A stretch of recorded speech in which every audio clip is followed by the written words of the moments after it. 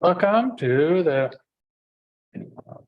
City Council Work Session Span Special Meeting, Tuesday, December 13th.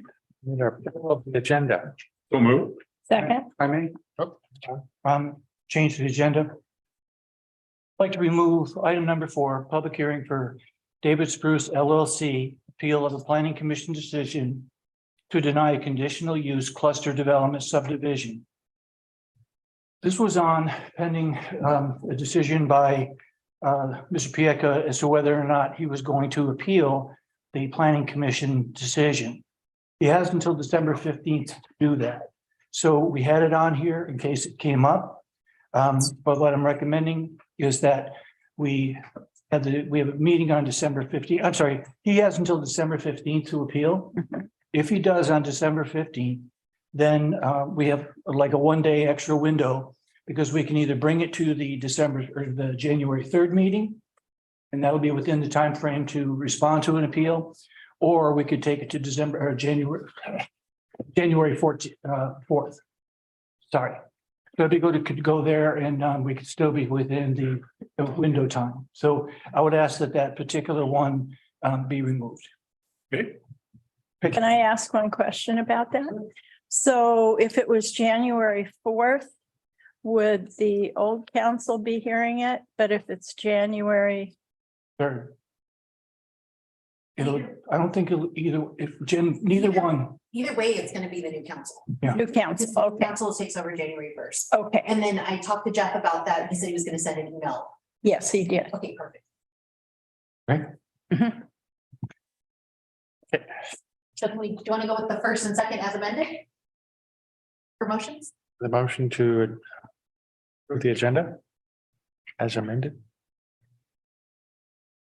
I move to approve the agenda as amended. I'm sorry. Second, Okay, all in favor? yes, Yes. There's Mike. Okay. With that, I have public comment. Nancy's right on it, boy. Nancy Littell, 3631 South Hemlock here in Cannon Beach. The mission of the Cannon Beach Food Pantry is to provide food and essentials to the needy in our community. I want you all to understand, I'm not here in any official capacity. I'm not on the board of the food pantry. I'm joyfully volunteering there as much as I can. And I just really want people to understand. They say, okay, yeah, they're open from 3 to 5:15 every Wednesday. And we are. But there are hundreds of hours. It's like being on the city council. Oh, yeah, they have a meeting once or twice a month. Yeah, but nobody thinks about all that other paperwork you have to read. I'm going to give you a little rundown on what it takes to open for this 2 hours and 15 minutes. On Monday, shoppers go to North County in 2 cars. 2 or 3 people do that. And they shop at Fred Meyer, the Dollar Tree, and they go to the regional food bank. They buy shampoo, condiments, soup, oil, coffee, whatever we can't get from regional food banks, what we know is not going to be donated to us, or we suspect is not. Another truck arrives at the regional food bank later on and picks up an entire load from there. Sometimes, especially around the holidays, we have to have another truck show up to help bring stuff down, like for Thanksgiving and Christmas, we'll do these things. Then those vehicles come back to the food pantry, and we're a crew of 5 to 12, depends on who's in town and who can do it, show up to unload. They weigh the things that must be weighed. They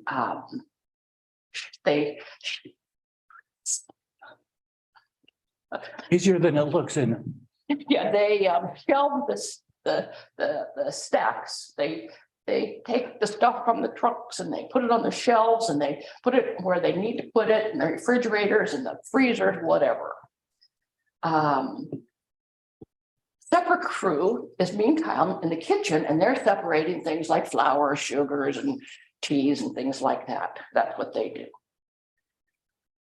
Everything that comes in that doesn't come from the regional food bank has to be weighed and recorded. So there's people just doing that part. Then we get to go home. On Wednesday, there's a crew that goes to Safeway every Wednesday, and they pick up the breads and the vegetables and the fruits and whatever that Safeway is donating to our pantry. Let's see.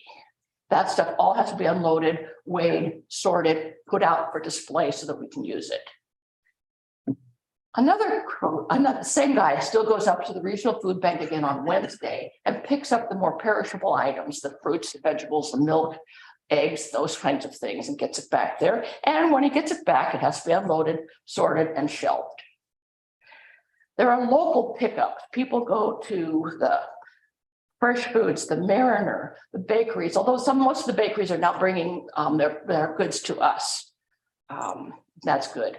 So the stuff that comes in from the grocery stores and things have to be checked for expiration dates. There are kind of strict guidelines on what we can and can't accept and what we've just got to throw away, even though it breaks our heart to do it.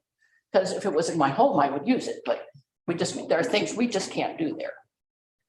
So all that stuff then has to be weighed, sorted, shelved, or refrigerated. There are several different setup crews on Wednesday. One crew works with fruits and vegetables, and they get put up paper bags, big grocery bags, just for the harder things, the carrots, the potatoes, the onions, and those things go on one side. And then there's another side where there's smaller bags that they're filling up with the softer things, the fruits, the tomatoes, the avocados, things like that, whatever we have, and they divide that all up. In the mean, and it's nasty business because we get stuff in from Costco or wherever we get it from. And especially from Costco, if there's one rotten orange, we get the whole bag of oranges. And then somebody has to take that nasty business to the kitchen, open that bag, get rid of the rotten one. And then because all that green stuff that happens on rotten fruits and fruits, citrus has to be cleaned off because we don't want to give crummy stuff to people who are in need. So we take the time to clean that up. There's another crew. We work with shopping lists to give our customers the most opportunity to get the things that they want and not just be given stuff that they might not even know what is or how to use.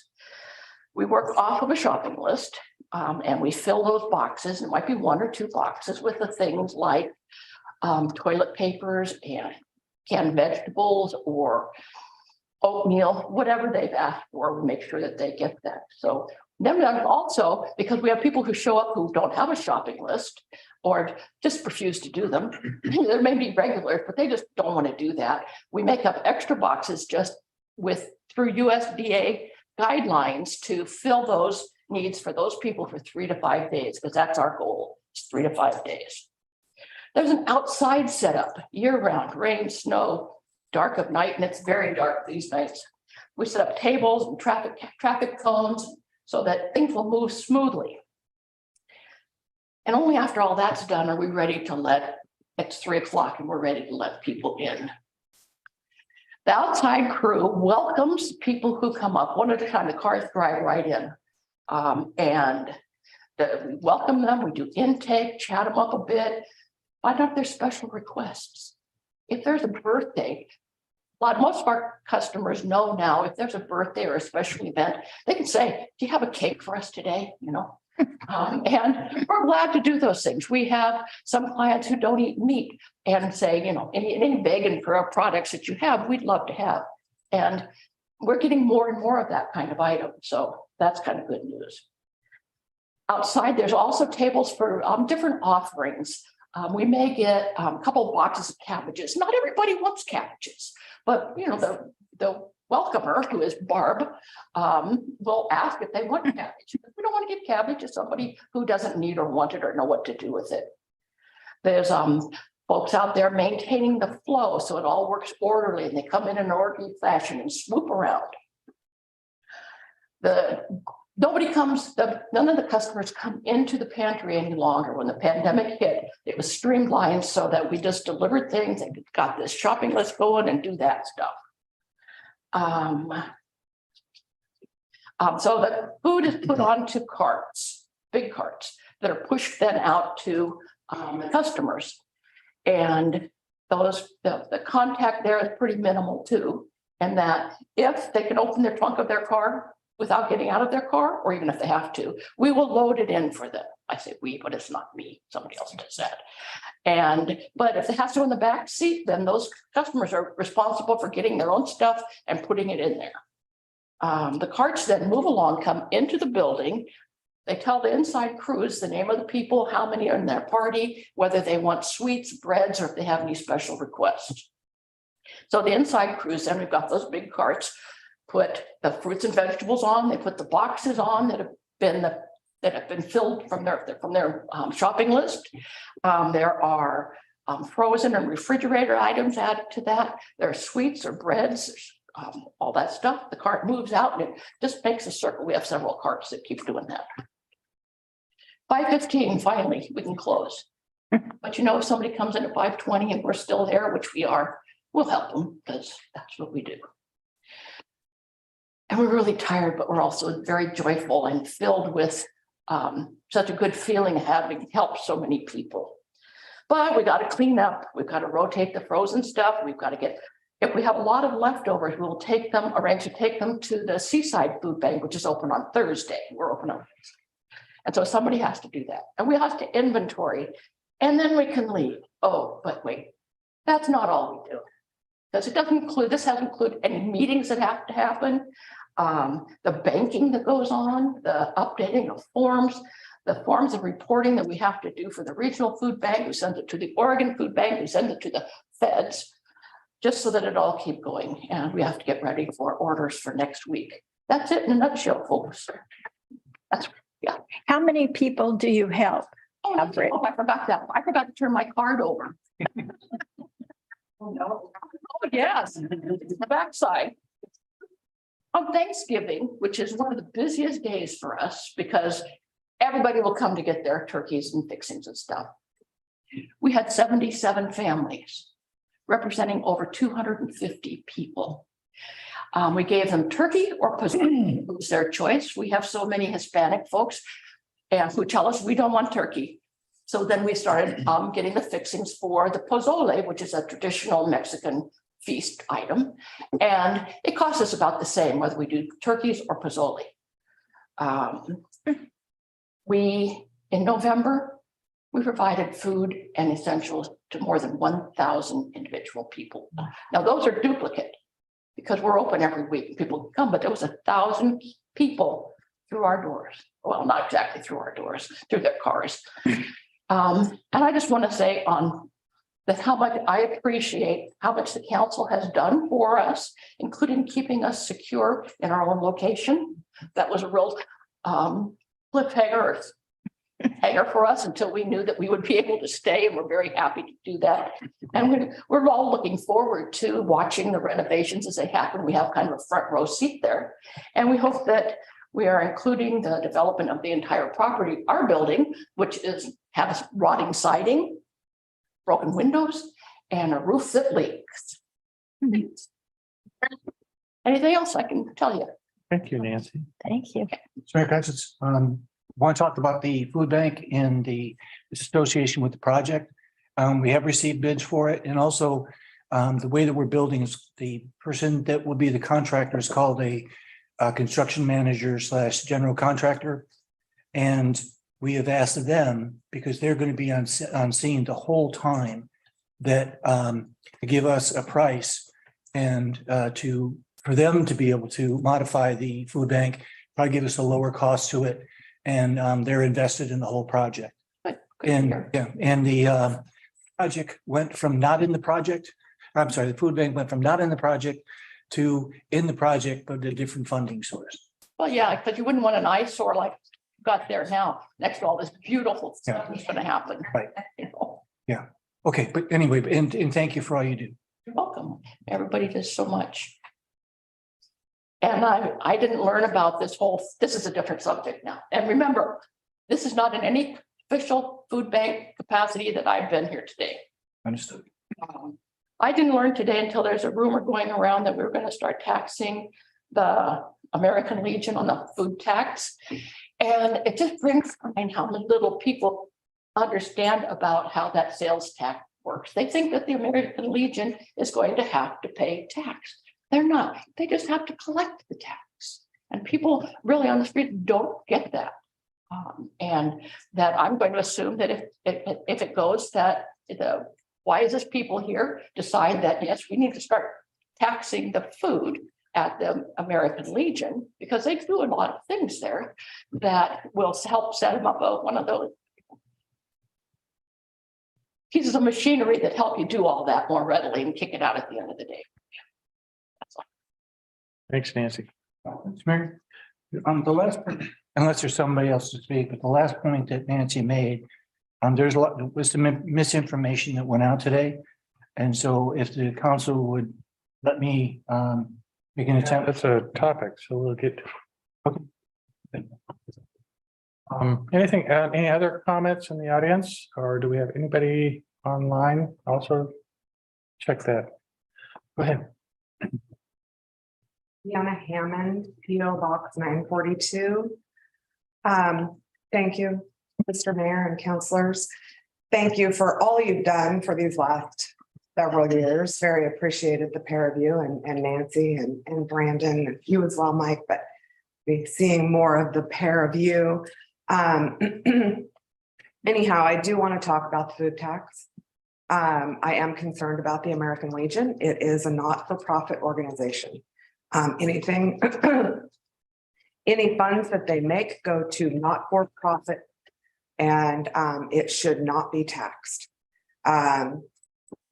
And that's something that is very important, that they're not taxed. You're setting a huge precedent if you pass a tax, that prepared food tax for the American Legion. Those are people who have served our country, and we're not treating them very fairly if we do that. And a lot of what they do goes back into the community in which they have served with them, whether it be 60, 100, 20, 10 years ago, last week.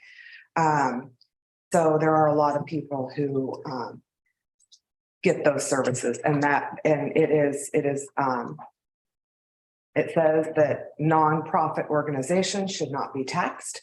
And I believe that it should absolutely stay that way. As far as the farmers market, if a food truck pulls up out there and they're serving hot dogs, absolutely they should be taxed, because that's fair. If somebody comes in with packaged retail items, that's different, because it's a retail item and they should not be taxed for that.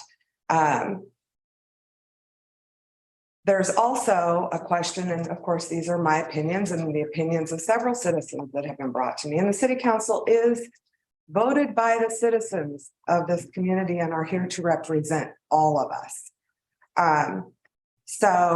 And I know that there is a question regarding this $21,000 shortfall. Well, had EVOO not been given special consideration and taken more away than what they're just charging for alcohol, we probably would have met that. There's also Newman's, which clearly that's a hardship case.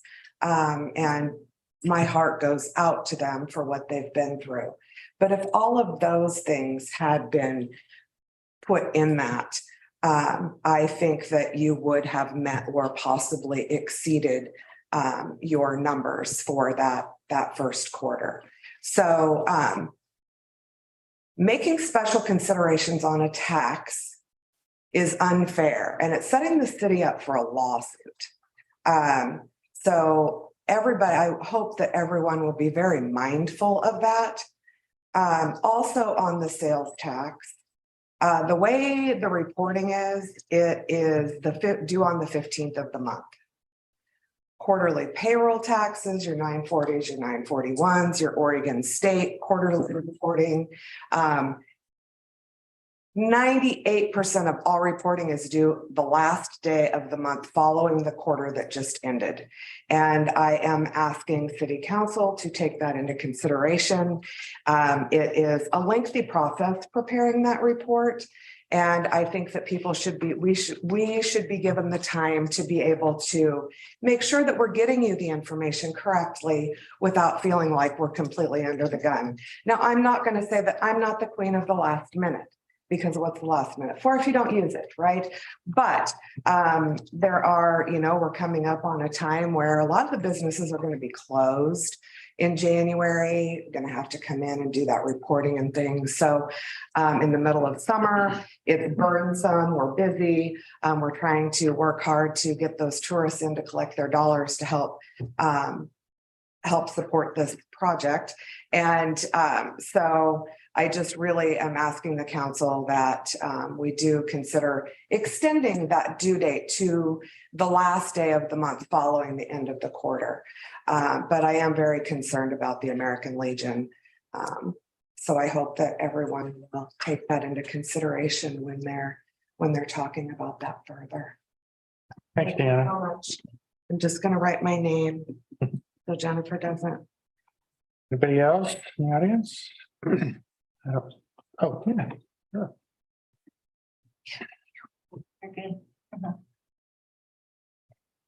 I didn't have a name that went around the corner. Okay.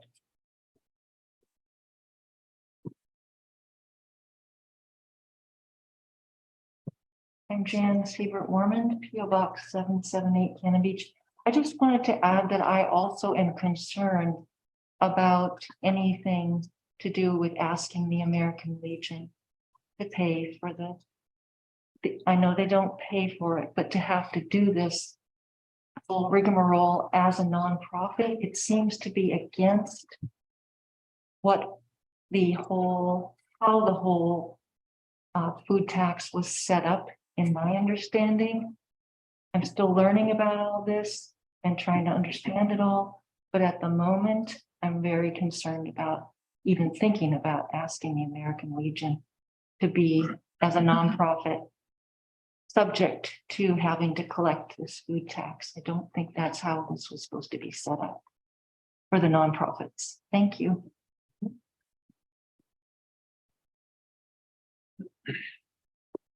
Okay, then.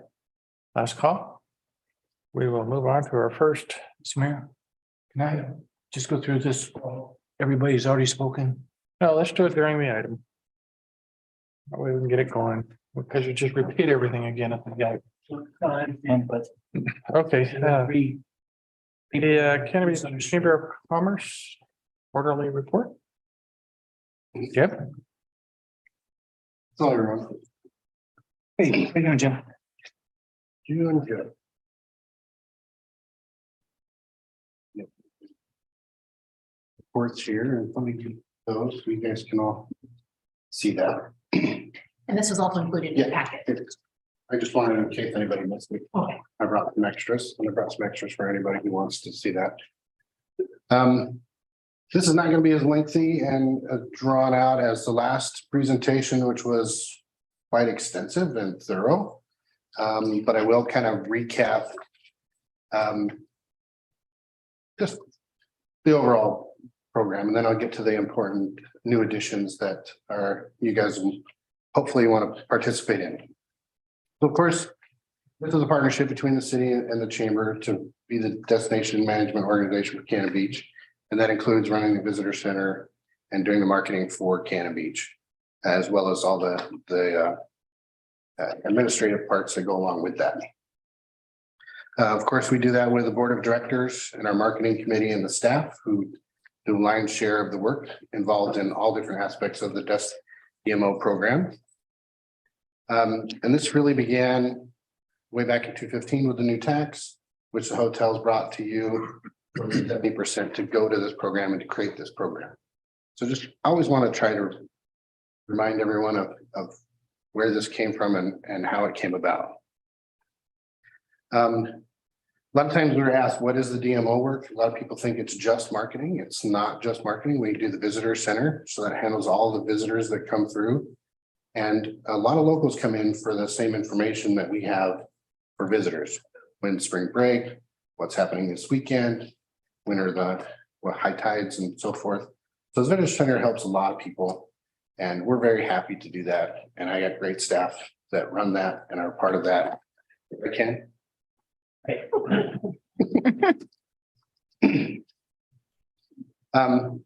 But as far as the DMO work itself, the actual paid media part of it, the marketing outreach has been very minimal since the pandemic. And that's only a small part of what we do. We partner with different organizations around the area to work on marketing and work with them on mitigating visitor impacts, and managing how we can improve the quality of life in our area, not just bring people to town. So there's a lot of work in that area. The North Coast Tourism Management Network, which I just presented to the Oregon Tourism Commission earlier today, was all about how do we mitigate, how do we adjust and get messages out to visitors. We faced a lot of issues during the pandemic, and you may have seen some of the promotions that we did, where to use the restrooms, where can you find all the restrooms in the area, when we were getting bombarded with people from the valley just wanting to escape out to the beach. That was a pretty big thing the first years of the pandemic, and we worked really hard to get the message out so that people would be good stewards of the lands that they're coming to visit, not just in Cannon Beach, but for the entire region. A lot of work we do is digital, our website, the new Visit app, the creating the dashboards for everybody to see the data and information that we're working on. That's an aspect of this too. Creating the content, creating the web page is a large part of the cost of this program. You know, what is the message we want to get out? When we wanted to jump on board with you guys and get the 4th of July messaging out that there's no more fireworks here, that was part of messaging as well. So we had to create that content, get it on the website, and promote it out to everybody. So we're trying to inform everyone about what to expect when they come to Cannon Beach as well. So it's not just putting it out there to get more people to come to town. There's a lot more to it than that, which kind of brings me to the big exciting part. If you remember in our last presentation, we were talking about what do we want to promote when we come out of the pandemic? We don't know that yet. But we do know that we needed help to figure that out. And so we did we reached out to a lot of different marketing agencies, asked for proposals to come back to us. And we settled on a media company called Birdie Media out of Hillsboro. So they're just over the hill, familiar with Cannon Beach. They know a lot about what we face. And we really just connected. The whole marketing committee felt like we were partners already when we went through the interview process. So they were really gracious and came down and met with us. And one of the things we did when we signed the contract is we want them to come and meet the community, meet the people, get feedback from everyone, not just the marketing committee, not just the staff or the board or the chamber. We want everyone to be involved in this process as much as possible. Much like you guys reach out and want help and information, we're doing the same thing. So I included for you the flyer that we're having a listening session this Thursday from 4 to 6. It'll be in the Chamber Hall. We'll have that a virtual option as well. So you can do it either way. We hope you join us. If you can't join us, we have a little QR code on here with a questionnaire. So we want to know what's important to you when we look at creating our next marketing campaign that hopefully will run for the next 2 or 3 years. So we really want everybody's input. We want Birdie Media to truly understand what Cannon Beach is and what we want to promote it as. And we'd love to have everyone join us. So that's really the new exciting part of what's going on. And I'm here to answer any questions if you have them.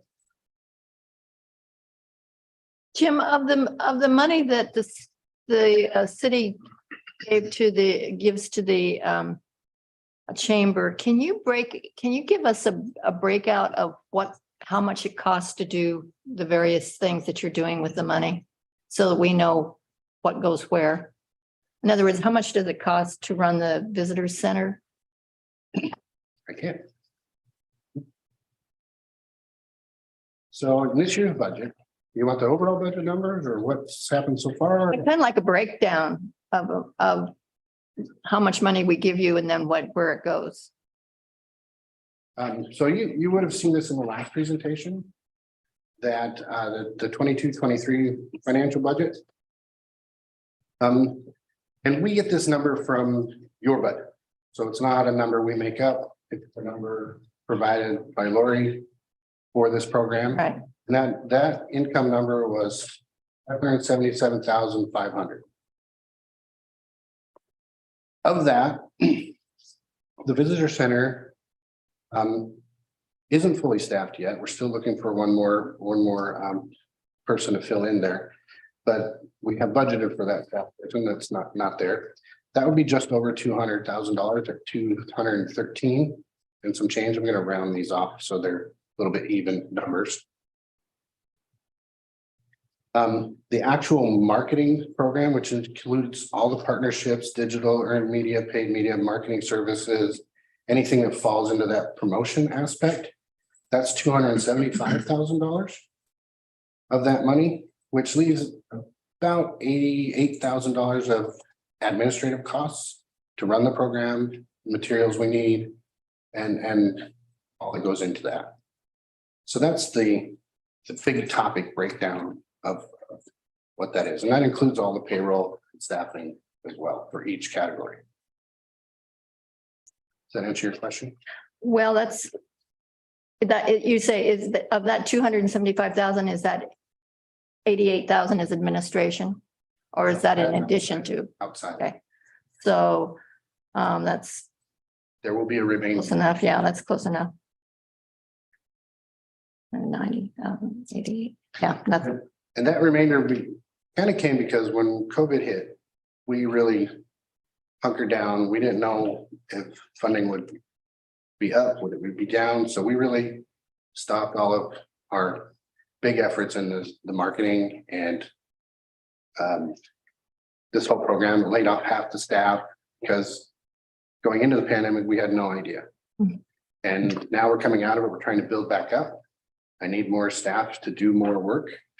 And the first step was to get a campaign that we can then begin to move out with. So a lot of that more work will be coming in the next fiscal year.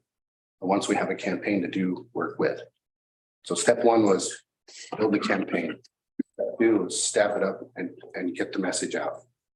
That's why it's very important we get everyone's input and feedback going into the process. is the listening session going to be recorded? I will record it, yes. Yeah, because I'd like to see it, but I'm not going to be able to make it at that time on Thursday. Well, do jump on the QR code and give us your input anyway. Okay. Yeah. Yeah, because I won't be able to see it virtually or I have another meeting that time. Bertie's very accommodating to making sure that we get this right. And that, I think, was one of the big things of why we chose them. In regard to the meeting on Thursday, how will the format be in terms of getting citizen feedback? Are you wanting it directly, or are you wanting the citizenry to watch the presentation and then? Oh, no, I would love everyone to come join us at the Chamber Hall. Anyone who wants to be there is more than welcome. But you're soliciting feedback there at the meeting? Yes. Okay. Sorry if I didn't make that. Yeah, no. It's really, you know, we kind of thought of this as a meet and greet. Everyone can meet Bertie. And then we'll start the conversation from there and see where it takes us. Okay. It's kind of similar to the elementary school and having everyone come without preconceived set plans, Yes, yes. and very inviting group. Deanna and I serve on the marketing committee, and we just both, I can't speak for you, but Can't speak for me. We're on the same page. but they drew us out. It was really interesting instead of the other way around. So they're very interested in knowing what Cannon Beach is to all of us. Great. Thanks, Jim. Yep. Thank you. Thanks a lot, Jim. Good job. Next one will be a little bit more in depth. And if anybody wants one of the flyers for that,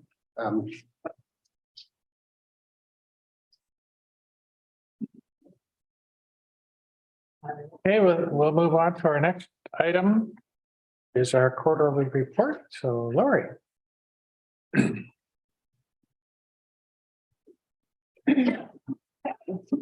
Evening, Mr. Mayor, councilors. Feel like I was just here not too long ago. Giving you the numbers. Anyway, so tonight's report is for our first quarter of this year, 2023. It's quarter July, August, and September. And the results of this report are very typical of a first quarter for each fiscal year that we have. Surely, you can see how it's very comparative in the revenue streams being a little bit low. That's a result of us accruing a lot of the revenues that actually we collect in July and August, but we record those in our prior fiscal year because those are when those revenues were earned. So, and then once we get into quarter two, when I present that report to you, you'll see all of the room tax coming in, property tax coming in, which are some of our larger revenue streams. So, and that's typical as well. Our general fund in the page one, this narrative, I have a little typo here. It should say revenues are at 12.49% of the budget during the first quarter and amount to $829,630 compared to the prior year quarter amount of $566,606.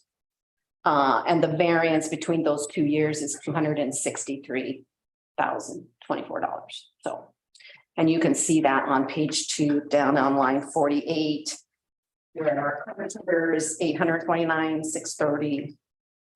Prior year quarter at the same time was $566,606. So if we go to page 2, some items to note, maybe what's driving up the 263,000 increase from the prior year is that we received, or we have remaining of the legislative grant from the American Rescue Plan, and that's Rick's project at the cash sites, $200,089. We didn't have that revenue stream last year, so that's kind of increasing it in the current quarter. On line 21, you'll see we did receive a second tranche of the other American Rescue Plan from the federal government filtering down through the state. So that's that for that's all that we're going to get, and that totals $392,700. And other than that, everything looks pretty good for our first quarter revenues general fund. Expenditures, of course, are going to be higher than our revenue stream because we're going to continue to operate at what we have to do at the levels that we need without considering the revenue that hasn't come in yet, but will come in eventually. So our fund balance did decrease $778,288 this quarter, and we'll be making that up in the next quarter. Our expenditures are all within our budget target of 25%, with the exception of community development and the police department. Community development, we've spent half of the consultant legal fees in the first quarter that we budgeted for. So that's going to be something we're probably going to have to address through a budget resolution. So you'll probably be seeing that. And we didn't budget for the TSP. So we've been spending money on the TSP in this quarter, but there was no budget for it. We thought, I think, Jeff and I thought it would be done by the end of last fiscal year. So I think that's how that happened. So just so you know. And in the police department, $32,000 was spent on a side-by-side. And if you have any questions about what a side-by-side is, Jason is here. And then, of course, we have the lifeguard program in full swing, July, August, and September. So you've got those higher costs in this quarter. So moving on to page 4. everything on this page, our fund balances are going up, so that's a good sign. Not a lot of spending going on either. And guess I could say that the county TRT fund, we paid back the debt service now fully to the TAF fund. As you recall, we borrowed some money to help with Cannon Beach Elementary. And now that's all satisfied. Building official fund is doing well. We've been helping Seaside, and that's additional revenue stream that's been very nice to have. And of course, our prepared food sales tax, we have nothing happening there. We'll see the collections come in the next quarter's report. Moving on to page 5. All of these funds have big rising fund balances with the exception of recycling fund, but that's just a very little decrease of $1,100. So that's not very worrisome to me. Roads fund, that's typical for this quarter. We have a decrease in fund balance. The roads fund relies on a transfer from the general fund, and we just haven't made that yet. So that'll be coming next quarter. So everything looks good with these funds. Page 6, that service fund hasn't had to make any payments yet, and property tax is not coming in there, but this is fine. The tourism facility renovation, this is for Cannon Beach Elementary, and you can see the large fund balance there on line 1, 4.1 million. That's the bond proceeds from our issuance of bonds, full faith and credit bonds. This fund balance will always be decreasing, and that will be normal because we're spending the money and we're not getting any new money in. So that would be something to be expected to continue. And our administrative services fund, it supports itself by billing out the other funds for the costs incurred each quarter. Therefore, we always have a 0 ending fund balance there. Now, I talked a little bit about the beginning fund balances on my last talk with you guys. And so I'm going to go into this, and it's on page 6. So I have to budget a beginning fund balance every time we do our new budget. And I have to predict what the revenues are going to be through the end of June when I'm doing this in March. So I try to be very conservative. But you can see these highlighted funds here. The budget is less than what we actually got. So for instance, the building fund, I budgeted that we would have $450,000 at the beginning of the year. But we only got $436,000 at the end of the day, after all the revenues and expenses were counted. So I don't like to be in this position, and I rarely am, but I'm not sure what happened. I know what happened with some of it, but so this is 13,000 short, but we have contingency to rely on. So it's not really a problem. And the contingency is $51,000. So that will cover that loss of a resource that we were, I guess, depending on, because it's in the budget. So I'm not really concerned about the building fund. The RV park, that was 102,000 less than I thought it would be. But we have a really large contingency there, 504,000. So that's going to be more than that will cover it. And what happened there, I went back and looked at this, and it was because of the increases at the end of the quarter. And I was looking at the numbers at March, and I didn't factor those in. So, and then we have the budget adjustment to do damage control, if you will. So that I'm not concerned about either. And then the tourist facility renovation fund, that was the proceeds, but then we had spent money through June. So it came in at 4.1 million. Again, we're only going to spend the cash we have, so it's not going to be a problem there. The roads fund, that is $7,200 less. That's not that much really to worry about. We have 185,000 in $1,000 in contingency for that. And the bridge reserve fund is okay because we're not going to spend more than $2,162 there. So we'll never be underwater. Wastewater reserve fund, again, the same principle. We have contingency there, $120,000, and that will fix the shortfall of $12,619. I just wanted to make sure everyone is okay. We're not going to be in a problem there.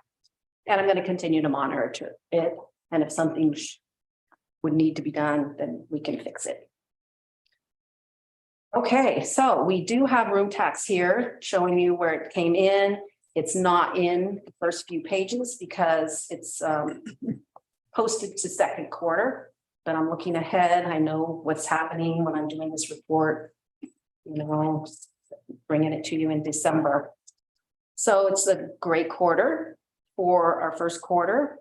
You can see what came in, $2,550,000. That's line 2 there on that quarter column.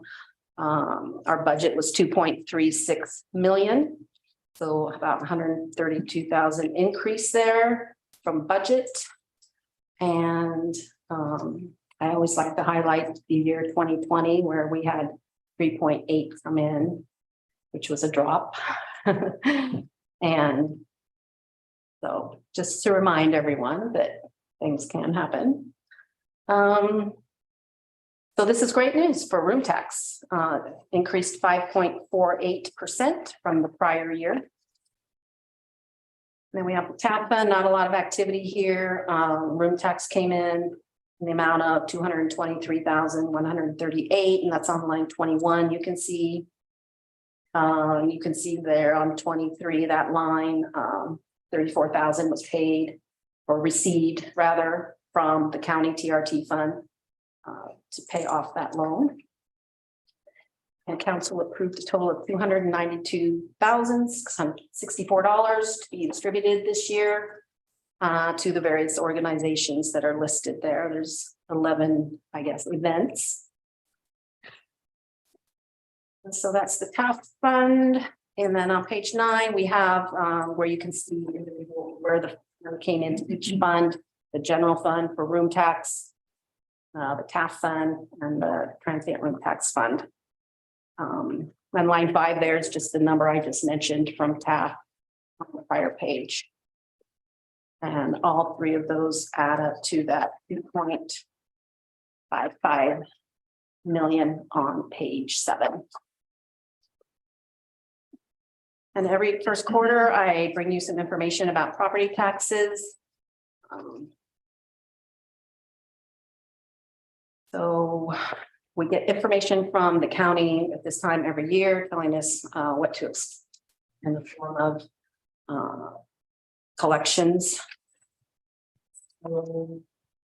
Taxes for the general fund and for bonded debt are estimated to be $1,199,265 $199,265 this year.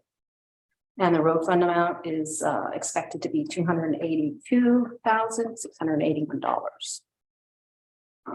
Permit rate is 70.7049 per 1,000 of assessed value. And our bonded debt tax rate is 0.3939 per 1,000 of assessed value. On page 11, you can see some comparative data from 2018-19 year end to present year end 2023. Our assessed value is $1,091,431,474. That is an increase from the prior year of 3.87%.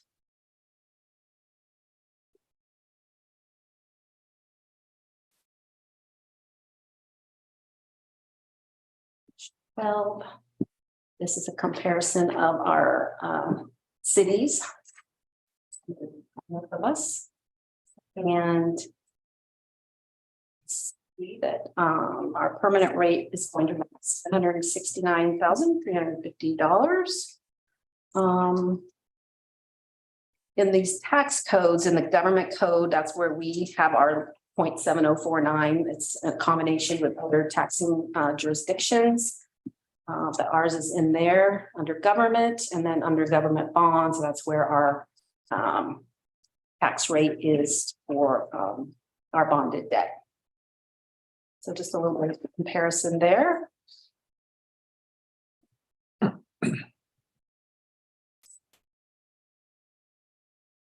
that's the last page of my report. Population is 1,498. That's also the population that they use to disperse our state revenues that we get. And I have noticed they're a little bit less this year. And so a little bit less, nothing really significant, but there was an impact to that population change in that area.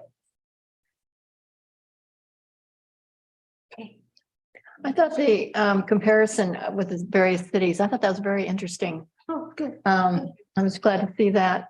You know, people ask questions about that all the time, and so it's good to be able to point to something. Mhm.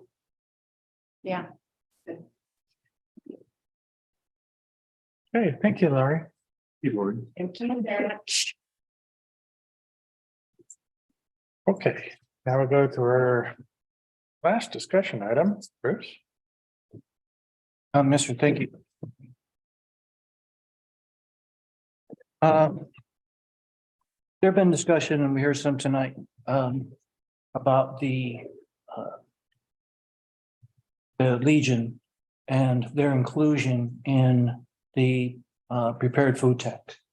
This was not a consideration when we adopted the ordinance. It was something that came up as a result of the tax being in place. And so it was a staff recommendation, and council agreed to bring that discussion to a work session. And tonight is the work session when that's going to happen. The way that the food tax ordinance is written is that nonprofits like the Legion, and there are others in the city, pay the prepared food tax. When I say pay the prepared food tax, I want to make a distinction between the collection of the tax and then passing it on to, passing it forward to the city. They're collecting it from the people that are dining in their establishment or their whatever. And then they pass us the money. And so it's not a direct cost from the business. Or we acknowledge that there is an inconvenience, some additional time, things like that occur as a result of the collection. But if an agency like the Legion is collecting, they have an event and they collect $1,000, we don't take anything away from that $1,000. They would have collected 5% on that and sent it to the city. And they would be paid 5% of their year-long collection to, for that work that they're putting in. It's the same model we use for the TLT. And as a matter of fact, the schedule that was discussed earlier for when the PFT has to come in, it's the same schedule we've been using for years with, the PFT. It's the same schedule we've been using for years with the TLT. And so it seems to have been working. And if I understand the timing correct, and Lori, correct me if I'm wrong, but if like the end of December, that'll be the end of the second quarter, they will have, and I know it's supposed to say the 15th, but they get a grace period till the beginning of February. The last business day of. Right. So if it's due July 15th, there's a grace period to July 31. Right. Yes. So it's not a hard and fast on 15 days, it's actually 30 days. And then, so anyway, so that's how that's collected. And so we wanted to have that discussion. In having that discussion, I want to let the council know that there are other entities that are considered in the same category as what we currently have the Legion.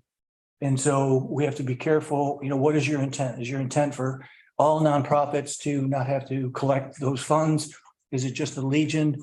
Or do we want to leave it the way it is, which is that the Legion is included in those agencies that have to collect? That's something that you can change. But right now, it's not being handled incorrectly. And there was no discussion about how we should be handling the Legion before. So this is why we're bringing it. This is how the system works. As far as the PFT, I remind the council a lot, probably too much, that we are a business. And with the collection of the PFT, if the way that, because they are generally food trucks, and the only place they have to pay the PFT is with the city of Cannon Beach. There's a couple of potential whammies here, and one is that because they have to collect it, they may decide to go someplace else on that Tuesday. So I think we were down to just the pizza truck the last time, wasn't it? And had no options for anybody else. So we may be, shooting ourselves in the foot with that because we're trying to have a good event.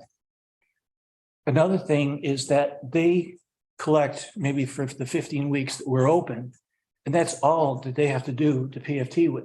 Then they get off on their other things. And when they're doing those things, they're not necessarily on top of what's going on with the food tax. And so we have a requirement that says you will pay or do a report at least every quarter. And a good number of them don't. And so we spend probably more staff time trying to follow them on dollars that really aren't even there again until maybe summer, than what we may have to spend on another business or larger business that's collecting more. So it's a question of as a business, do we want to spend more or approach the amount that we would collect from these folks by reminding them and all the other things that we do, than what we might collect. So that's another part to it. I have not thought through the situation that who else might be like a food truck? What other restaurant is open 15 days a year? Because those are some that might seem to be the same. And as we saw with when we went through the PFT recently, there was a lot of people that saw themselves as being different. And so that may open a door for folks to make a similar claim. Well, because you did this and that in that situation, I think that you should also give me the same break or say that I don't have to collect it. So those are some considerations that you will have when you're having your discussion. And I'd also like to ask Ashley, you're on the line, I believe. And Ashley, if you could, did I miss anything with this as far as what we were asking the council tonight? No, I think that you accurately summarized our questions to them. Thanks, Ashley. Okay, so essentially there's two main topics, the Legion or a nonprofit aspect, and then the food truck question.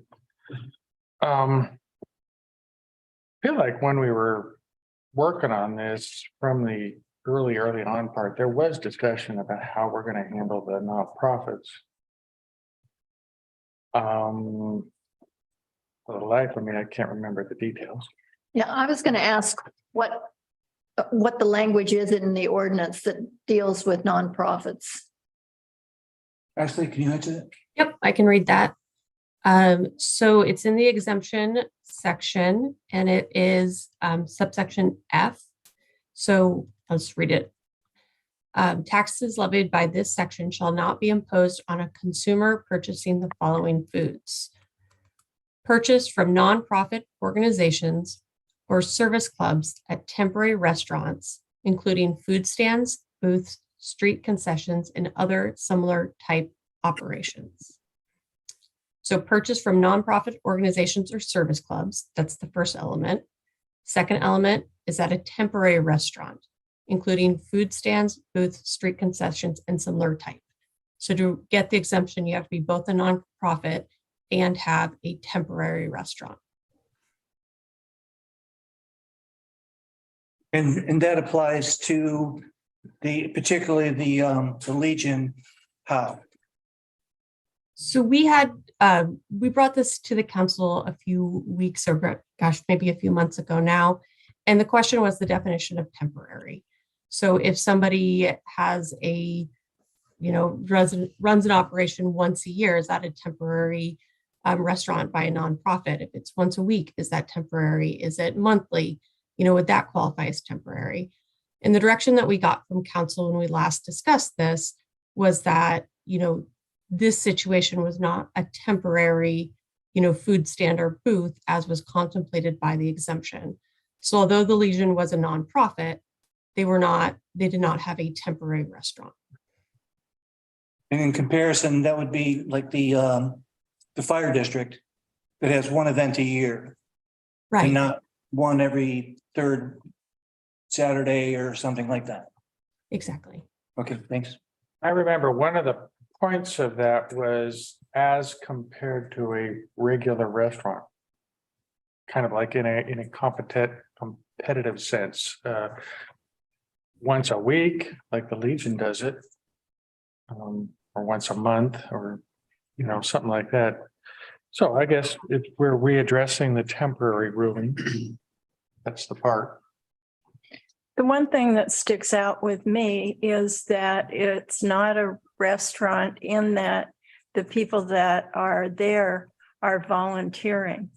And so they are not being paid a wage, which to me is a lot of what a stand-alone restaurant would be. It's all, I feel very strongly that the American Legion should not have to pay.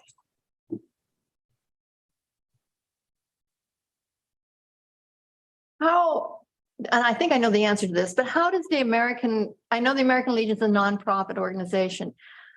We have other nonprofit organizations here, and I'm thinking of the Conference Center, for instance, that serves food on a regular basis.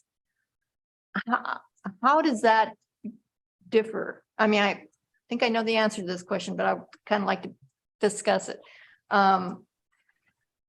The Conference Center serves food regularly. It's not a temporary situation. It's not once a week or once a month situation. I don't know if, I'm sure their employees must be paid. Their servers must be paid. I don't know that. I don't know that either. But it is a nonprofit organization. So I'm just trying to find the differences between the American Legion and the Conference Center as probably one of our the largest nonprofits that we have. The one point that I've noticed is the fact that the Legion's proceeds go to a service where I don't know where the conference, and obviously I don't know where I doubt they put all their proceeds because that's part of their housing situation, it's room and board kind of stuff. But Ashley might have a better. And Mike has his hand up too. And Mike has his hand up. Mike, go ahead.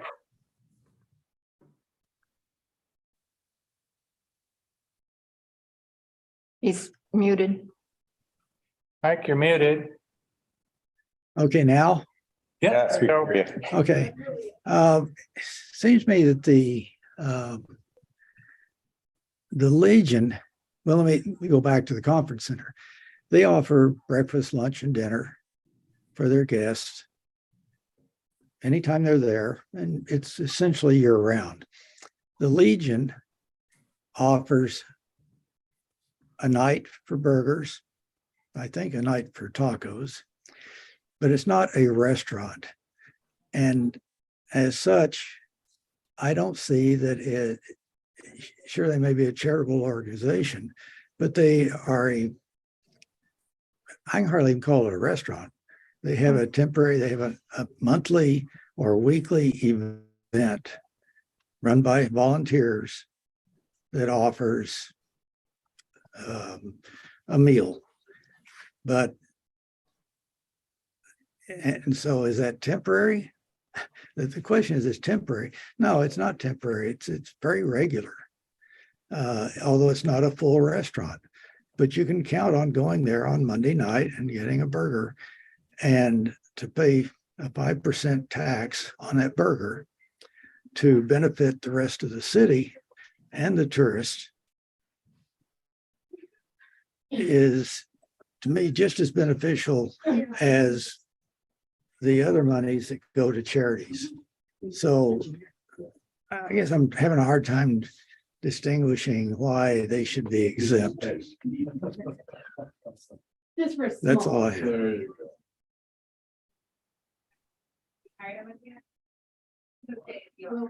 Okay, thanks, Mike.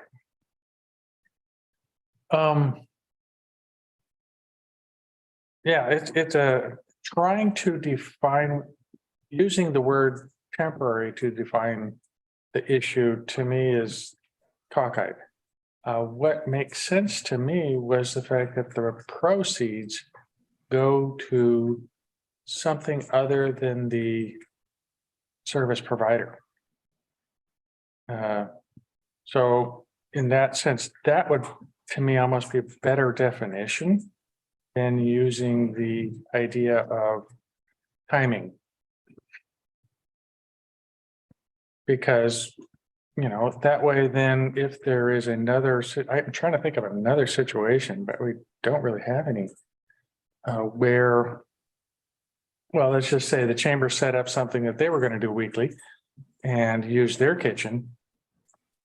If the proceeds for any donation or charge for whatever they were serving went to the chamber, that would be not correct, I don't think. But if it went to the boys club or something else, that would be correct. That makes more sense to me. So I would work on some language in that sense. So Sam, if I hear you correctly, your problem is with the way the exemption language is currently worded.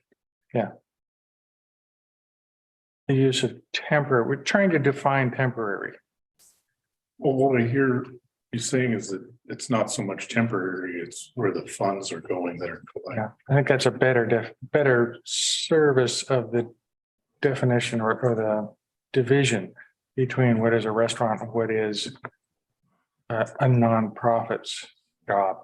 Okay, It sounds to me like there should be a division between what's nonprofit and then what's temporary, so that you have language that talks about nonprofits and maybe where the proceeds go. And then language that talks about temporary, separate the two. Yeah, because, you know, in that sense, you're almost falling in then to the food truck problem. Temporary fits the food pantry or the farmer's market. In a sense that then, okay, we got 15 weeks when they show up. That becomes a very temporary system. But they are a profit-driven business. It goes to them. So that's, Yeah. But the farmer's market itself is not profit making. true.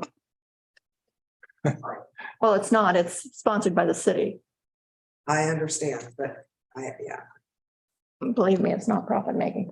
the farmer's market is a profit, but the businesses that are operating there are for profit. And in that sense, any event where a food truck would show up, we would be asking them to cover the food tax or to collect the food tax. Great. So in that sense, to me, I've shifted to the food trucks.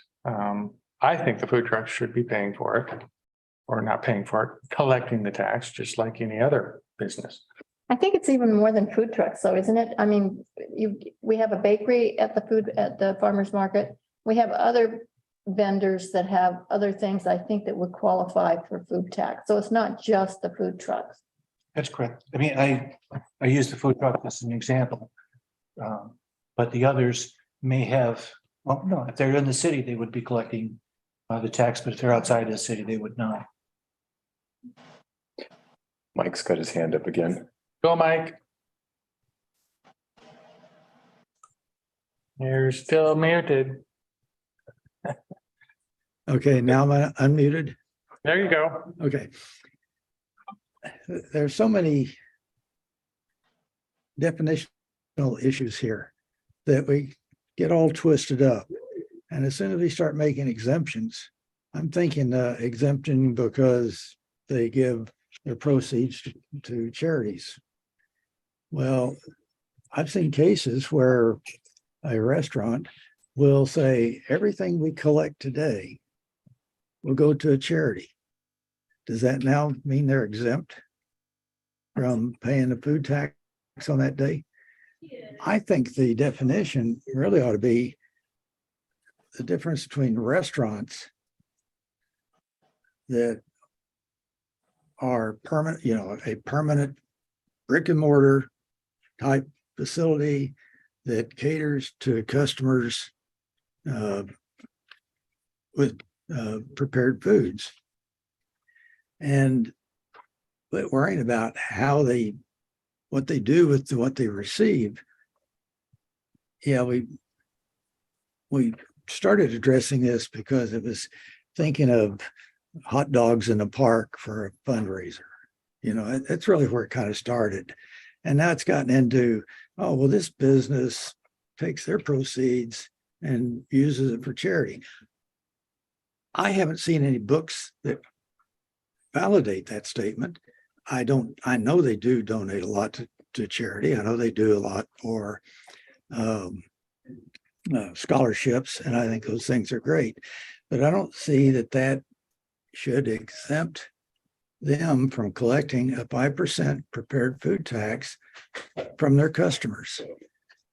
Rather than arguing about whether it's year-round, temporary, and so forth, trying to make an exception for that particular business just opens the doors to everybody else coming and say, well, like somebody else said earlier, we're different. Well, we donate some of our money to charity. We don't keep all of it. We're not temporary because we are temporary because we close on holidays. It gets back to temporary. Quit worrying about temporary and start addressing the nature of the facility and what it serves, what its function is. The restaurant serves prepared foods to the public. The chamber, on limited but scheduled numbers of days, delivers prepared foods to the public. Chamber. So I think we're kind of barking up the wrong tree. It ought to be looking at what the entity does, not how it's organized as a 501c3 or otherwise.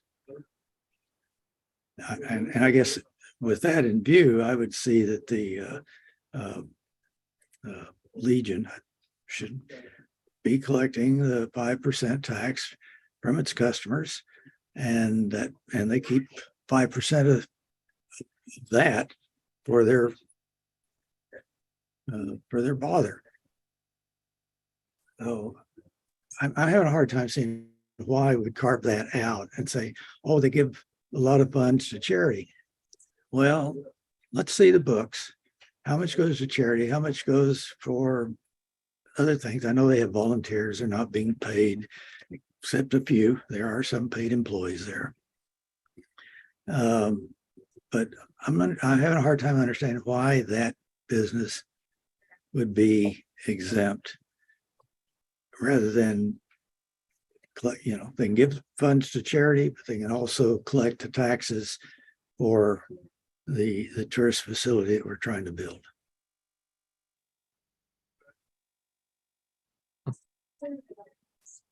And then the other issue, we get back to the conference center. I think I probably got more to say about that than I care to tonight.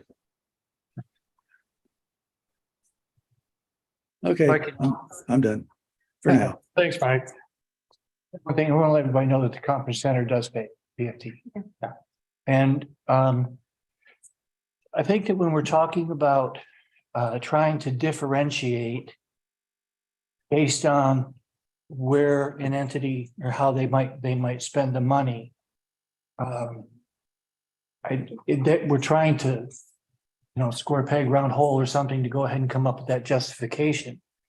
The way that they spend their money, it's admirable what they do, but it's the collection of the PFT. I don't know how much that impacts that mission, because they are what they're doing is they're collecting a tax that somebody else is paying and they're passing it on. And I think I have trouble wrapping my brain around how can you take how they spend the money and say that I can find an exemption there. If it's the type, I don't know. I'm just saying that we're trying to justify something. And again, the tax doesn't immediately impact that particular function. And so I don't know how you can tie the two, but maybe there's something that I'm missing. The fact that we had already said if any nonprofit is exempt. Except, But there are exceptions. So did I hear the mayor correctly? Mayor, did you say that all nonprofits are exempt? I thought that's what the term was.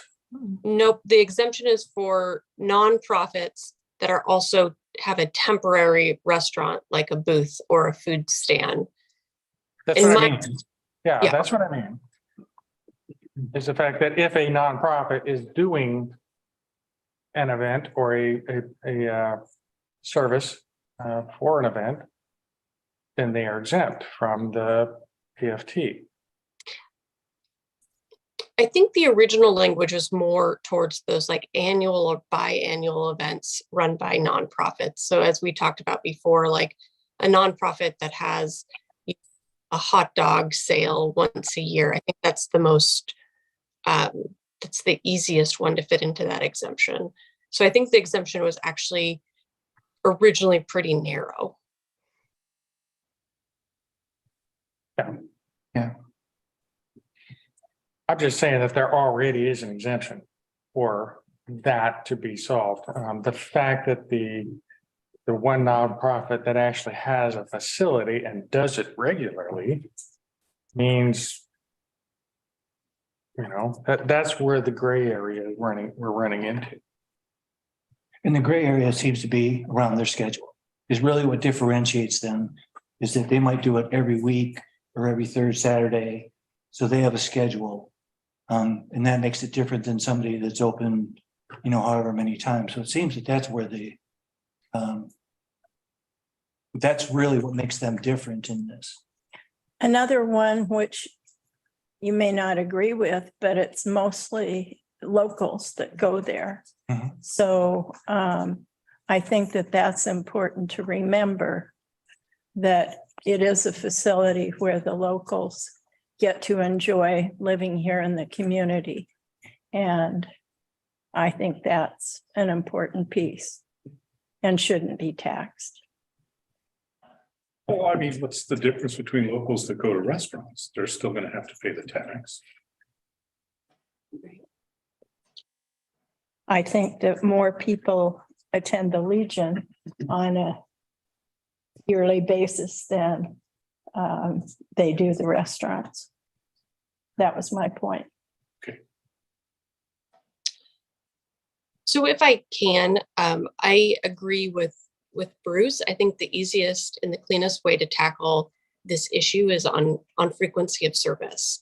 So just from ease in applying the exemption from a staff perspective moving forward, if the idea is that, we want to basically treat similar businesses and similar entities similarly, if we could establish, a definition of temporary in terms of, has an operation more than biannually or twice a year, every other month, a maximum amount of times per year, that if you exceed it, you would be subject to the tax. But if you're, once or twice a year, then it would fit under the exemption.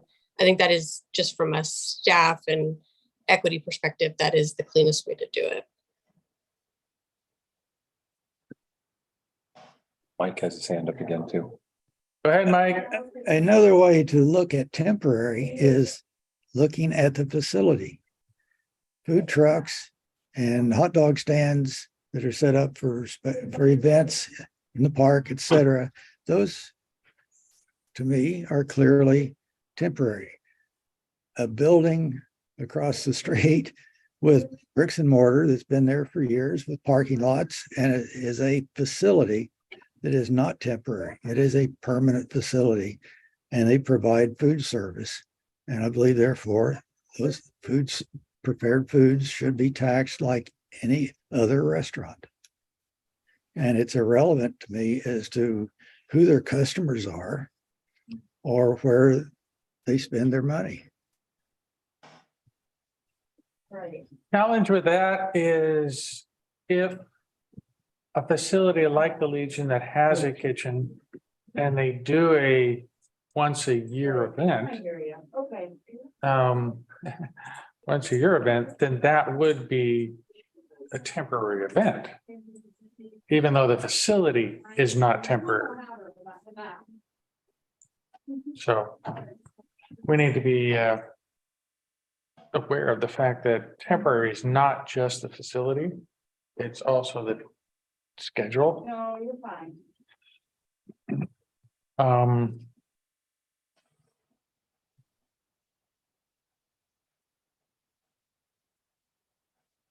I agree with Ashley. I think it is clarifying the term temporary.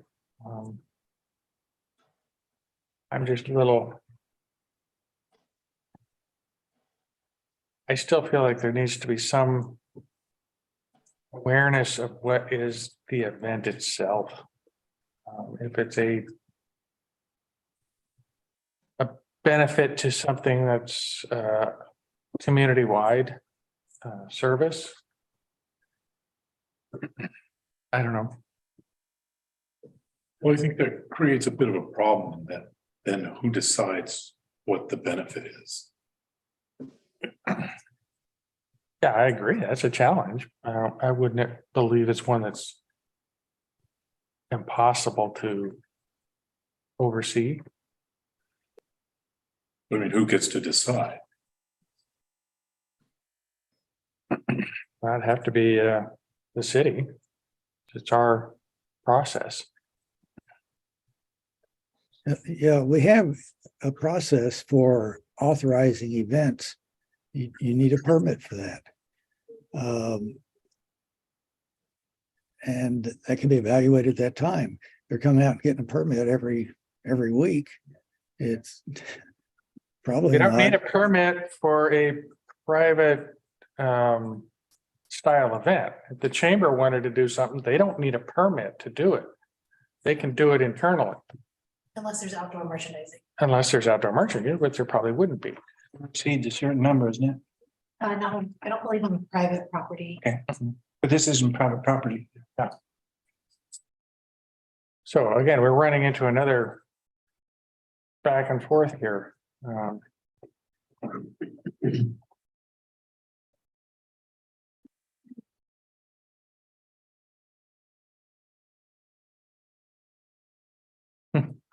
I don't think we're going to solve this. Yeah. I do think it needs more discussion. I think the new council needs to chime in on it. I think so. So, Well, I'm sorry, guys, but that's okay. I don't think this needs an immediate decision at this moment. One thing that I did want to add was that if you, in regards to the food trucks for the farmers market, is it possible that we could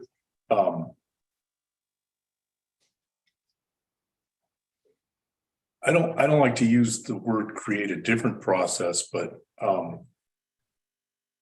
for vendors that only work a short period of time, to relieve them of the burden of having to file a quarterly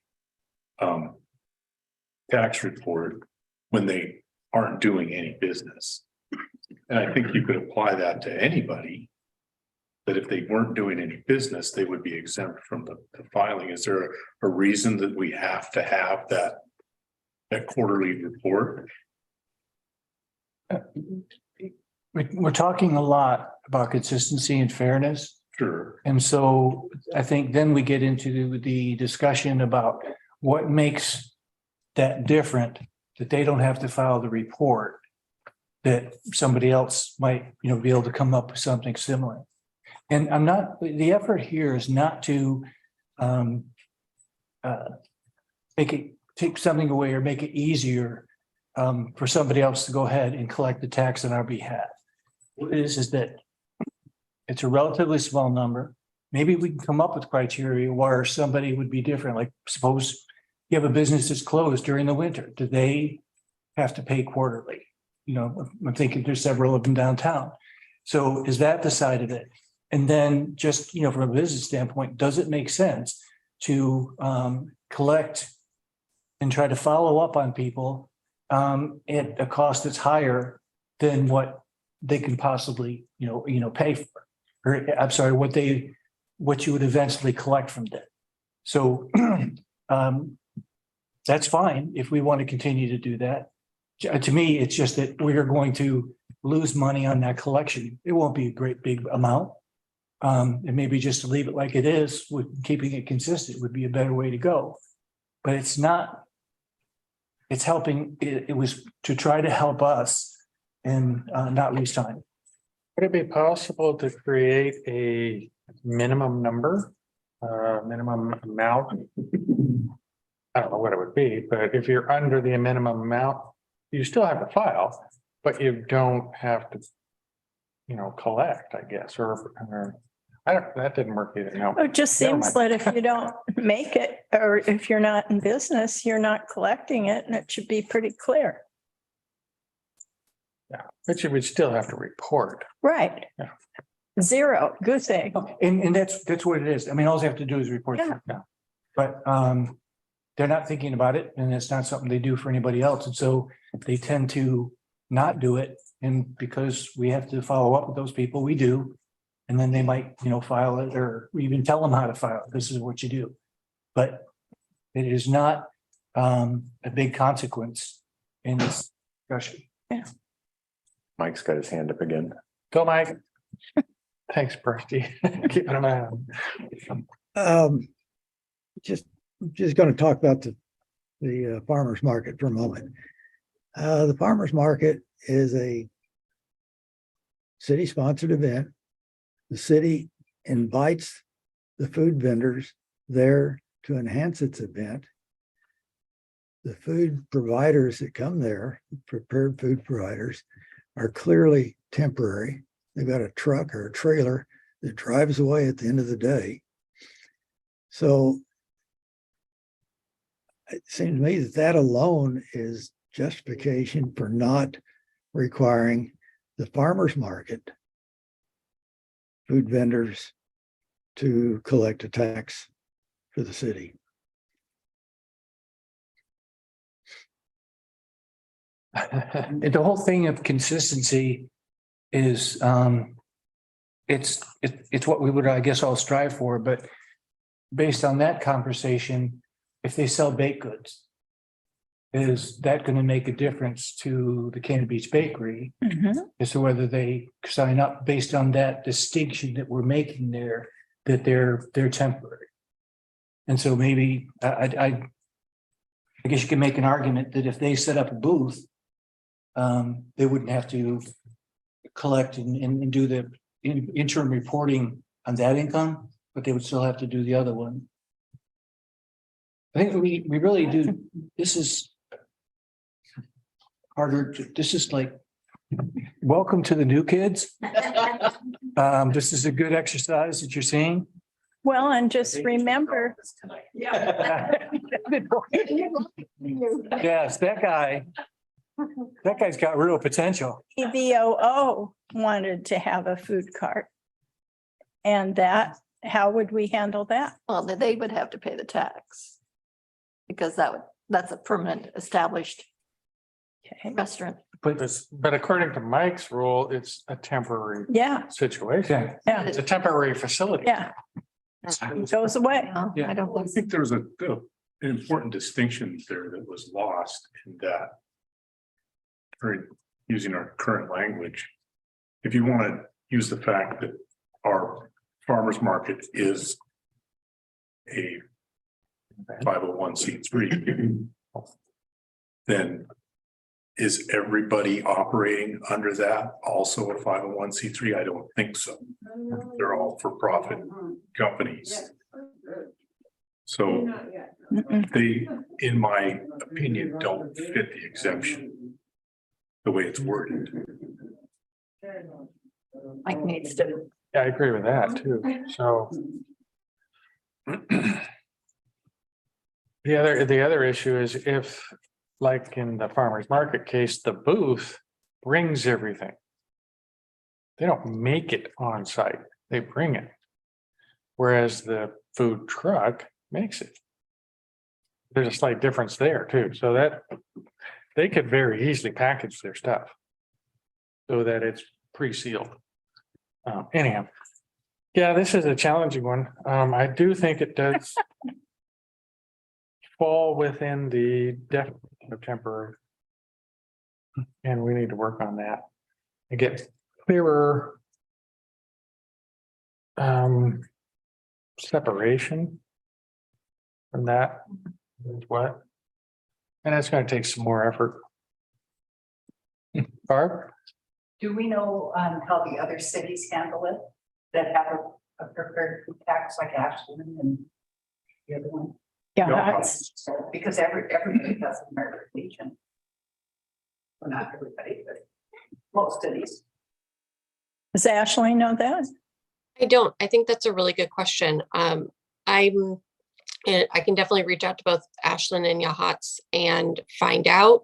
I'm not sure they both have farmers markets, but I would assume Ashland does. So I think that's a great point, and either I or a member of staff will do that. Thank you. You might also ask how they handle nonprofits too. Mhm. If they have anything that resembles what we do at the American Legion. Okay, I'll definitely do that. Okay, that sounds like a good, And before we move on, assuming that you expect to stay in the same mode of collecting while we're deciding this. yeah, I kind of have to. Because you're gonna have to change something in order to say we don't collect it. Okay, so until there's a change, we will stay in the same mode. Have to. Okay. Yep. And if I could add just one more comment, I think there is two separate distinctions for the farm market.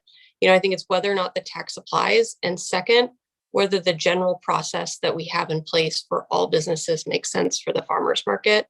And I do think that there are some opportunities to have like a farmers market tax return form or something like that. I'm cognizant of treating everybody the same, but that seems like it would make sense to me. And of course, I'd welcome Lori and Bruce's input on those as well. Great. Thank you. Yachats has a farmer's market.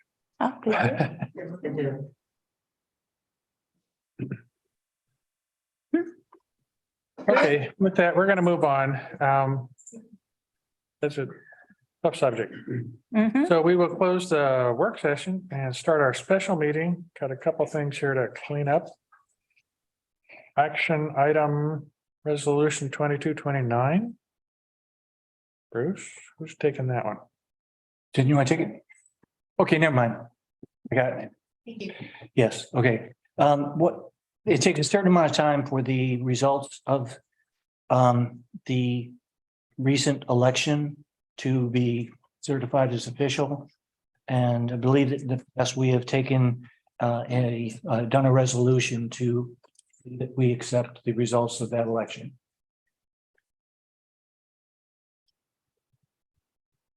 So we need a motion to, And if I can just ask you a question on this. Actually, they're adopting resolution 2229 for the canvassing. Doesn't make any difference in the eyes of the state or the county or anybody about the election.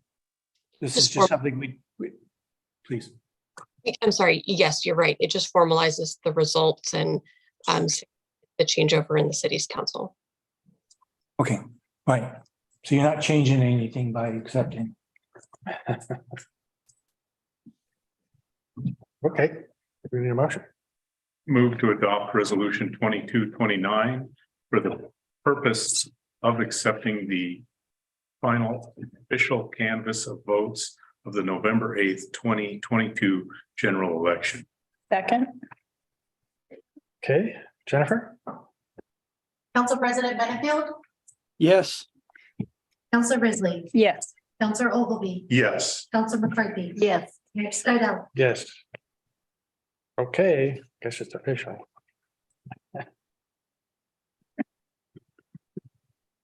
Okay, next item is discussing the tribal organization. Bruce? Yes, sir. Thank you. I think that people are feeling good about the progress that we're making on the Cannon Beach Elementary project. The key reason for that is our association with the Clatsop Nehalem Tribal Organization, which is a 501c3. And as we're working on the project, we have architects, and they're being paid, and the CMGC, and they're being paid, and other consultants. But there's a group at the table that has probably most of the information, most of the history, knows the stories that we're trying to tell, those kind of things. And they are up to now have not been paid. And it became clear that they should probably be, paid in some form. Is that we would have meetings and people, some of them would come from Vancouver to Portland, Bend to Portland, Seattle to Portland, and some of them had to stay overnight depending on the schedule and things. And there was no compensation for those folks. And we think we will be working with the Clatsop Nehalem tribe for quite a while. And matter of fact, we'll be meeting tomorrow night with to go ahead and talk about the next generation, I think, of drawings. But pretty much everything that's happening is touched by this group of people. And so we didn't want to make it to pay a true consulting basis where, we pay Richard a certain amount and pay Roberta, something, saying less or whatever. We just want to make it as easy as possible. They come with rarely or once in a while, if it's very specific, like when we were talking about that sort of thing where Roberta and Dick spent a whole lot of time there. But most of the time it's 4. And so what the recommendation is that when there's a meeting, that they will be paid $1,200. And sometimes it'll be a Zoom meeting. Sometimes it'll be, in person here at the city or in Portland. But and trying to go ahead and introduce some fairness and also to make sure that they understand that we value what it is that they're bringing. And it's not something that we feel we should be getting for free. So that's the reason. And it was a very simple document you have to take a look at. And my recommendation is that we do that agreement just because we're getting great value and it's the right thing to do to recognize that value. I didn't find any specific language that said this is for the development of the project. This hinted at the fact that could be ongoing. Yeah, it doesn't say anything at all about when this ends. Mhm. When the meetings end or what the meeting is, or at least when this specific project. The intention is for the Cannon Beach Elementary project, see it through to the end. For example, at the end, when things are being planted, we're going to definitely want to have a large presence there, or their presence here. So, but that was the intent. If that got missed, I apologize, but we can set it for, I don't know, maybe Ashley, if you can help us to come up with a definition for that. But it'll have to be until the end of the project and not something like substantial completion, because we'll still be doing things after substantial completion. So I'm sorry, Ashley, do you have a recommendation? Yeah, so how the agreement's worded is that it's very easily terminated. We just notice to the other person, the other party that, thank you, the agreement has ended at this time. And it's also worded so the city has a significant amount of control regarding when the city is going to engage the agreement. So in order for a meeting to qualify for the compensation, it has to be, called by the city of Cannon Beach. They have specifically asked for this input. And then the meeting has to be attended by 2 or more members of the tribe. So no, it doesn't have a specific end date to it, but it gives control to the city to make those decisions. I think, That's good, but yeah, it means that somebody has to stand up and say, okay, we're done. We don't want you around anymore. Which Right. is not what we want to say. We want to say it on the document that it says, when there's a substantial endpoint, Right. this aspect automatically sunsets. So we- Go ahead. Yes, we could definitely put an end time. And I think maybe it's just a year, at this agreement, if not terminated earlier, ends at the end of, 2024 or we think makes a lot of sense. But again, it's only triggered when we invite them to the meeting. So even if the agreement is going on, it's not like there's a liability that's hanging out there for the city. But what you're requesting is a pretty easy change, so I'm sure that we can make it. yeah, I'd like to see, I mean, it doesn't preclude the city from extending the contract or the agreement, but I'd sure like to see some kind of a definition of an end of this agreement anyway. And then we can decide at that time whether we want to extend it or not. But I'd like to see some kind of an ending. This is kind of like ongoing forever. The other question I have is, maybe it's in here and I just didn't catch it. Who is the money being distributed to? I know it says the tribe, but is there a particular person or organization or address or something that the money is being distributed to? To be the treasurer or the president of the 501c3. The contract is not with individuals, it's with the tribe. So it'll be distributed to the president of the tribe. Or the treasurer, but they will give us the names, they send this, this address, this name. The other concern that I had, and I'm not saying I'm not for this, I think this is great. I really support the tribe and the fact that they are supporting us so well. But I just have a feeling that I think we're not showing the same awareness to the other factors that go into this project. There are, and I mentioned this before, that the History Center, the environmental groups, other folks that we need to be getting involved in this more, and equally to me. So I'm just be aware of that. Doesn't detract from what we're doing here. I just want to add that we have to pay attention to other aspects. And we will be, Sam. But I think the difference is that these folks are at the table and the people you just mentioned haven't been at the table, at least during this iteration. Yeah, well, also the fact that we've really reinforced the invitation to the tribes. We have not reinforced the invitation to some of the environmental folks or I know the History Center is aware and they're involved, but there just seems to be a shift in the balance here. And I think that, part of that reason is that in my mind, when I look at the, say the History Center, they are a potential user, but they're not necessarily, a potential developer. Now that could change because right now we're relying a lot on Doug to provide that history. There may be something that would come up that would, pull them in more than what they are now. Yep. Okay, with that, we need a motion on this one. Mayor? Council. Okay, wait a minute. Brandon, I'll let Ashley speak. Ashley, She may go be ahead. addressing what I'm about to ask. Yeah, so the council has two choices. First, that staff goes back and amends the agreement, brings it back to a later date. Or you pass some motions to amend the current resolution.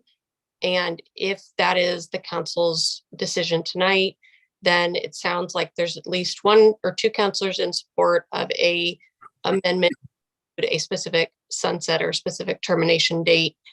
My recommendation, if you're going to go that, is to amend to include a automatic termination unless extended by the end of, and I'll let Bruce chime in if this is appropriate, of the end of calendar year 2024. Okay. Bruce, is appropriate time period? I might make it a little bit shorter. I can only count in so many years at a time, but I would say probably more like summer of 2024. Do you think? Yeah, we should be done by then. Yeah, I think summer 2024. How about fiscal year? Just into the That would be good. 22, 20, or 23, Well, 24. that just broke the spring in my clock. Would and where is July.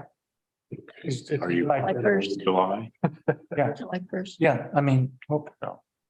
Okay, But I'm willing to make a motion. I just want to do something with the end date as Ashley requested, and I just want to make sure that you're comfortable with that. yeah, or we could have them write it up and bring it back. I'd like to get this going. I mean, I agree with, Oh, I nice. agree with you there, Yeah. and that's why I'd like to move it forward. Yeah. And it was just, my concern was the same as Nancy's, is that Yeah. we have an end date. I think July 1st, 2024. We should be able to, everybody should be able to meet that requirement. Take a running trip at this. So if I could suggest a motion, Please. the motion would be to approve the agenda with an include an automatic termination date of July 1st, 2024, unless extended by the parties. Okay, thank you, Ashley. Thanks, Axel. I move to approve the proposed agreement with the noted end date of July of 2024, July 1st. July 1st of 2024, with the Clatsop Nehalem Federated Tribal Organization and the city of Palm Beach. Second, Okay, roll call on that, Jennifer. Right, Council McCarthy, Yes. Council President Benefield, Yes, Council Risley, yes. Council Ogilvy. Yes. Mayor Stidham. Yes. Okay. That ends that part. Anything for good of the order? There's, Like everybody to, inviting everybody to stay. I've just lost track of all the meetings that we've got, but I'm thinking this may be your last voting meeting for some of the folks that are turned out. For tomorrow. And so, For tomorrow. All right. It's not a voting meeting. no voting. yeah, It's a so presentation. this is like, wait, more, this is an official meeting of the council. The other one is something else, I don't know. But I want to thank everybody. I want to thank Robin, Sam, Mike. It's been a pleasure and honor to work with all of you. It's been fun a lot of the time. And that's, but that's what I'll remember. And so thank you very much. And best of luck. Well, I guess we have a chance to say best of luck to the other folks that are coming in. I see that Lisa had come in, and Gary's here, and Barb. And Lisa just walked in. Pardon? Lisa just walked in. Lisa, I thought I said Lisa's name first. I'm Yeah, sorry. Lisa. Yeah, okay. So anyway, but it's great.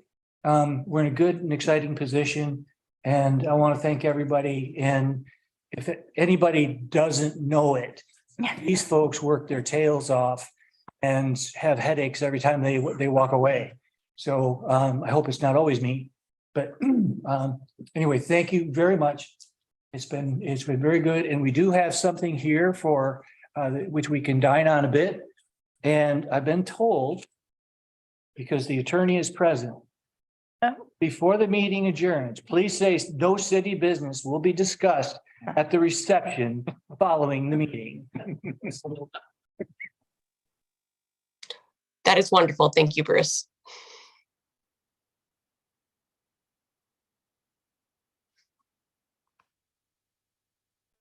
I'm gonna pretend that was for me. No, and you don't have, there's no reason to argue. Okay, with Uh, We have coffee with the council. Coffee with the counselors on Monday at 10 a.m. And this will be Robin's Yeah. last coffee with the counselors. Lisa has agreed that she would like to at least try it out, if not. So this will be Robin's last time, and then Lisa will join us in January. Excited about that. I have one other item too. Farmer's Market business license. We may be bringing a, let me see, it was recommended by the farmer's market board that the city considers continuing the $10 business license what we've been working with.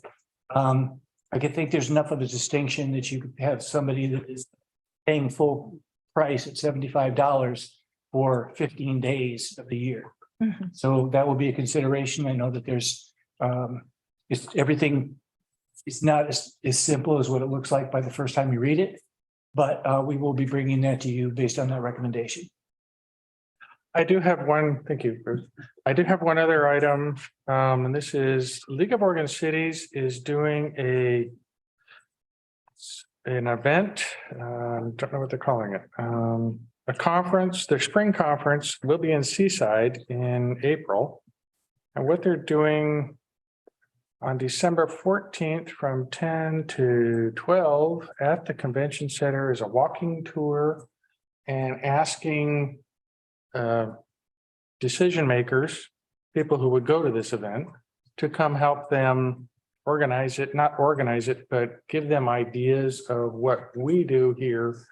And they've asked a bunch of questions, and I'll send this to Jennifer so she can send it to all of the future counselors and past counselors, because they asked me to come. I don't know if I can make it. But it's tomorrow, right? That's tomorrow, yeah. It is, yeah. Sorry. Well, I mean, if Yeah. you could make it, you can make it. I unfortunately cannot. So with that, we are adjourned, and I will pass this on to Jennifer. So thank you all. Thank you, folks. Thanks, Mike. Thank you, Mike. See you, Matt. Thank you, Ashley. Did you have it? I do, so I'll go in forward.